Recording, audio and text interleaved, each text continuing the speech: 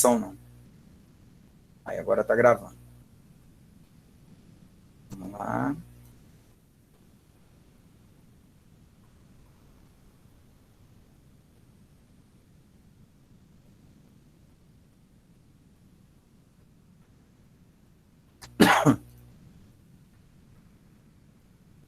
Está compartilhando a tela, vocês estão vendo? Beleza, beleza, beleza? Tá. E aqui agora, meninos, a gente entra em uma parte do Renascimento que vocês já trabalharam em artes, então ela é muito mais rápida, né? São as fases do Renascimento. O 300, que é de 1301 a 1400, é a transição mesmo do teocentrismo para o antropocentrismo. Aí você vai ter o Dante Alighieri com a Divina Comédia, Petrarca, Boccaccio, Giotto, tá vendo? É tudo literatura, literatura, literatura, pintura, né? E olha bem, isso daqui já é uma fase de transição. Olhem os detalhes na obra. É uma fase de transição. Olhem os detalhes do naturalismo, né, que começa a trabalhar. Olha a forma do corpo. Olha o corpo de Cristo. Ainda é uma forma, é um corpo ainda sem forma, vamos dizer assim, na fase do 300, né? Que é a fase de transição. O 400, você entra com os mecenas, começam a aparecer, principalmente a família Médici na Itália, que começa a patrocinar mesmo os pensadores no século XV. Florença se torna o principal centro do Renascimento. Aí a pintura é o que vai ter mais destaque. Boccaccio, Botticelli, com o Nascimento de Vênus, a Alegoria da Primavera, o nosso eterno e um dos seres humanos mais brilhantes que já pisaram no planeta, Leonardo da Vinci, né? O maior nome de todo o Renascimento. Ele era pintor, escultor, urbanista, engenheiro, músico, físico, botânico, engenheiro militar. Esse cara inventou de tudo, fez de tudo. Fez de tudo. E dentre suas realizações mais notáveis, a gente tem a Gioconda, que é a Mona Lisa, a Santa Ceia, né, as Virgens das Rochas e tudo mais. Olha a diferença nas imagens, gente. Olha a diferença nas imagens do 300, ó, aqui é o 300, olha o 400, olha o nascimento de Vênus, cara, que coisa mais linda, olha a valorização da forma humana, é um seio à mostra, é o corpo nu, a forma do corpo, né, a valorização da natureza, do natural mesmo, os anjinhos, né, a nudez deixando de ser um tabu e etc, etc e tal, né? As obras de Da Vinci, né, Gioconda, Santa Ceia, o Homem Vitruviano, e depois você entra na fase do Cinquecento, que é o século XVI, que os principais mecenas vão ser os papas, principalmente em Roma, para embelezar a cidade de Roma, o Vaticano e tudo mais. Aí você vai ter Ariosto, você vai ter Torquato Tasso, o Maquiavel, que era a literatura, sua principal obra, O Príncipe, Rafael, né, conhecido pelas Madonas, a Madonna Sistina, a Escola de Atenas, a Sagrada Família, que a gente vai ver depois, Michelangelo, que pintou o teto da Capela Sistina, né, Pietà, o Moisés, o David, Michelangelo, né, aqui é o Casamento da Virgem, e aí você começa a ter as obras em perspectiva, que vocês estudam em artes. Você tem o primeiro, o segundo e o terceiro plano. Olha, a Escola de Atenas, né? Olha a perspectiva, a obra ganha profundidade, você consegue ver lá no fundo, parece, né? Você consegue estar lá no fundo vendo o que está acontecendo. Isso não existia até então, né? Criação de Adão, a minha esposa tem essas duas mãos aqui, ó. Ela fez uma tatuagem só desse pedacinho aqui, ó, das mãos. Ficou muito massa a tatuagem dela. O Moisés, o Davi, Pietà, né? Isso é tudo em mármore, tá, gente? Em pedra mesmo. Isso é feito em pedra. Olha o véu, né?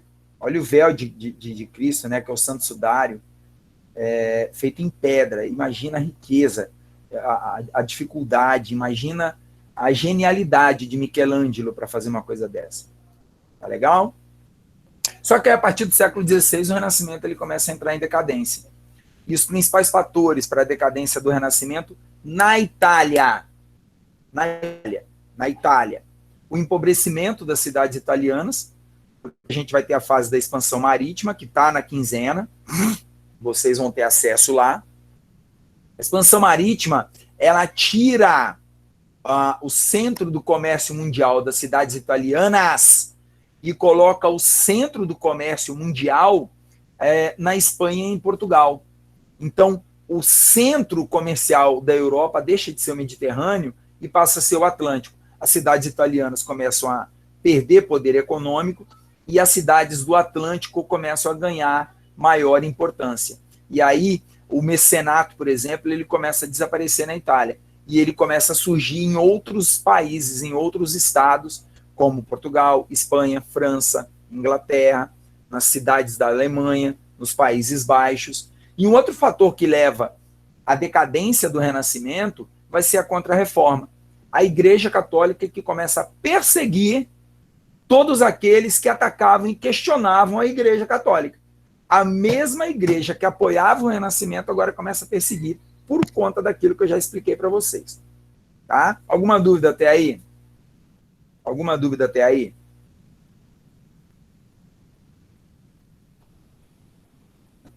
Não, não, não. E aí o material agora é mais mesmo para vocês terem uma ideia.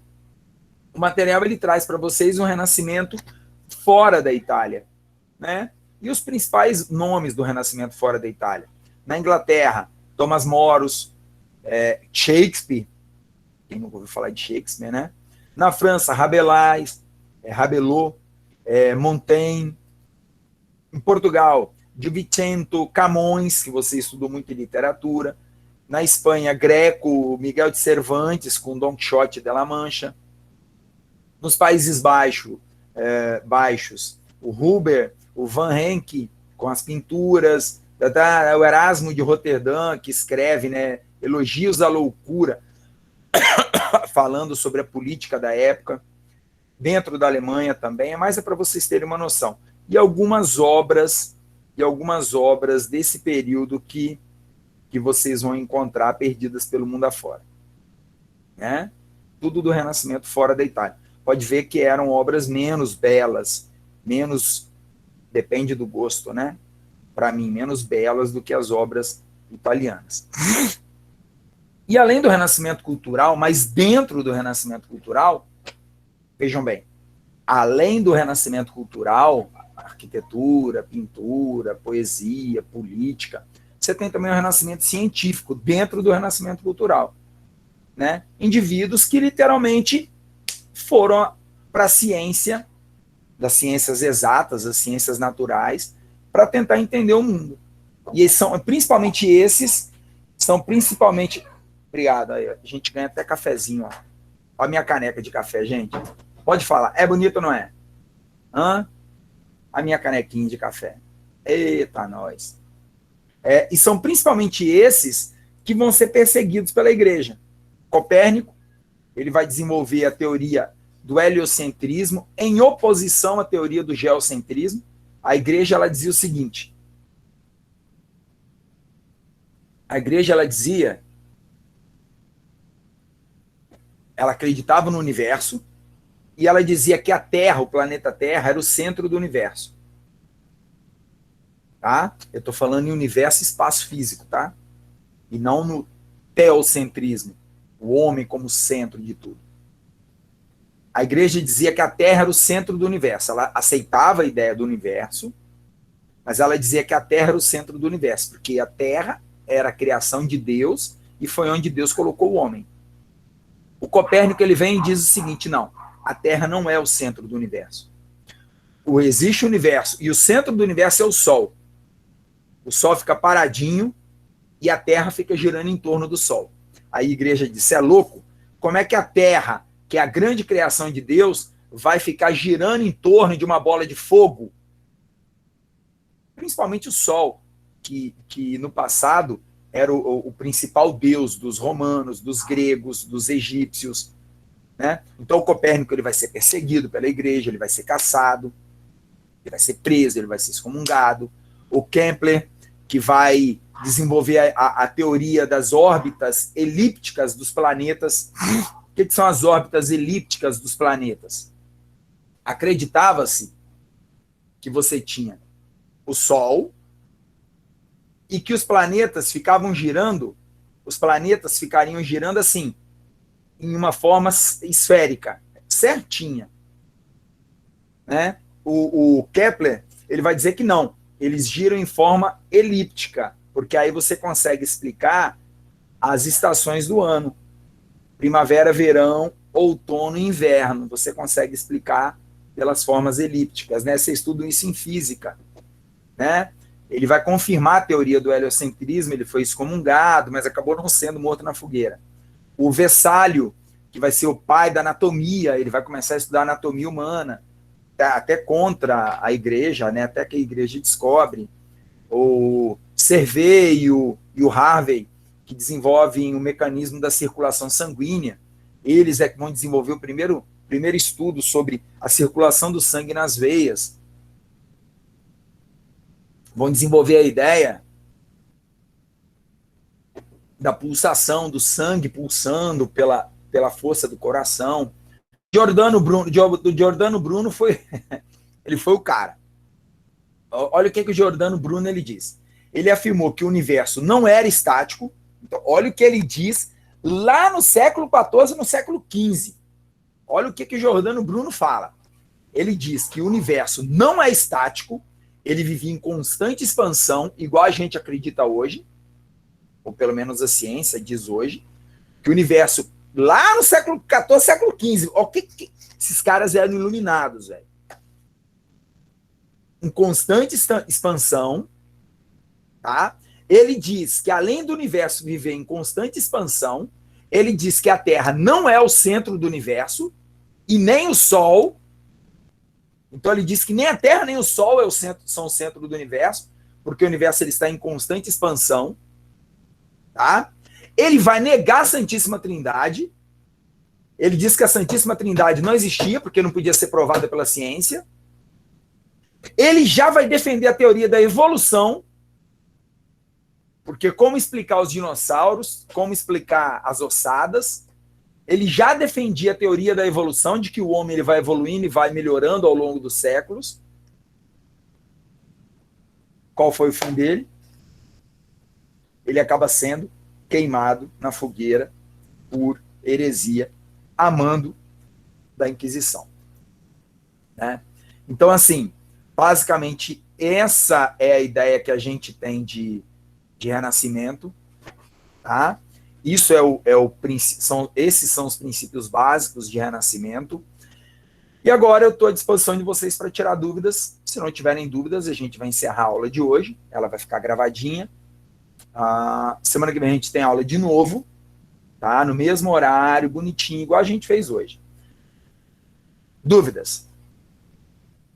Fiquem à vontade aí, vamos lá. As minhas medalhas de conquistas de corridas de MTB, que agora eu sou atleta. Primeiro lugar.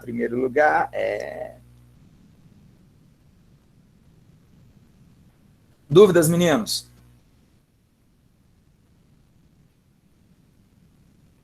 Fala, Robert. Ô, Robert, abre o microfone.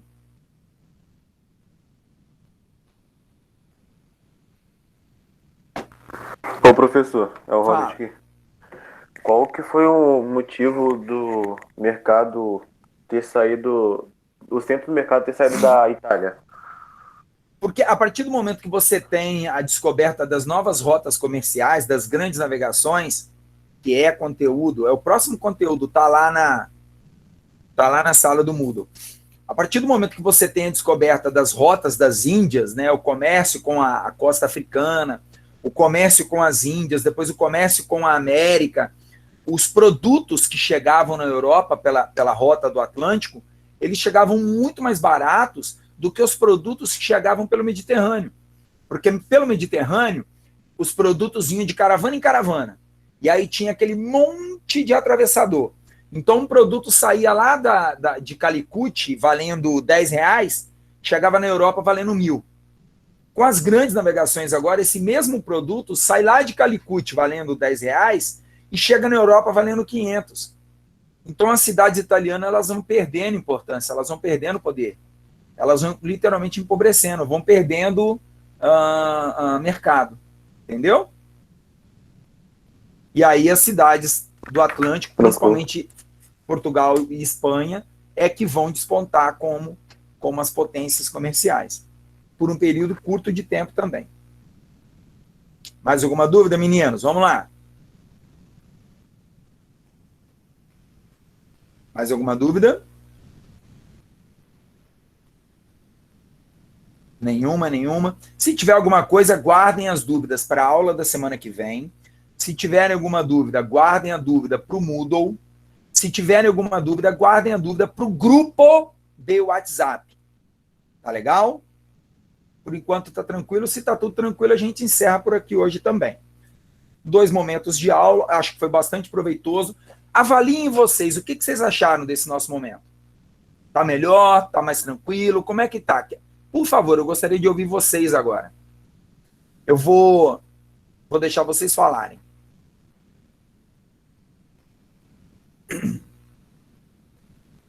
Bem melhor, tá ótimo, bem melhor.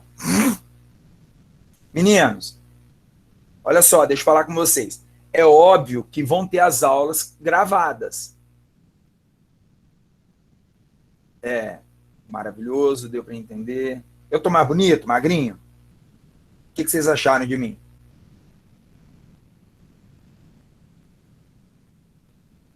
Tô, não tô? Fiz 2 tatuagens novas aí, ó. Ó, símbolo de história. Ah, nós! A outra eu não posso mostrar agora não, só depois que eu parar de gravar. Mas deixa eu falar com vocês. Bom, porque consigo entender os slides, Olha só, é óbvio que vocês vão ter aulas que já estão gravadas. Né? Então, semana que vem, por exemplo, como vai ser a nossa semana que vem? Como vai ser a aula da semana que vem? A aula da semana que vem vai ser para tirar dúvida de vocês das aulas gravadas. Tá? Vai ser para tirar dúvida de vocês das aulas gravadas. Então, é o momento, por exemplo, porque com esse momento nosso aqui, eu posso estar tirando a dúvida que vocês quiserem, a dúvida que vocês tiverem. Tá bom? Então, em semana que vem, mesmo dia, mesmo horário, tamo junto, beleza? Beleza? Se não tem mais dúvida, beijo no coração, fiquem com Deus, e eu vou encerrar a gravação. Parar a gravação, interromper. Eu que agradeço.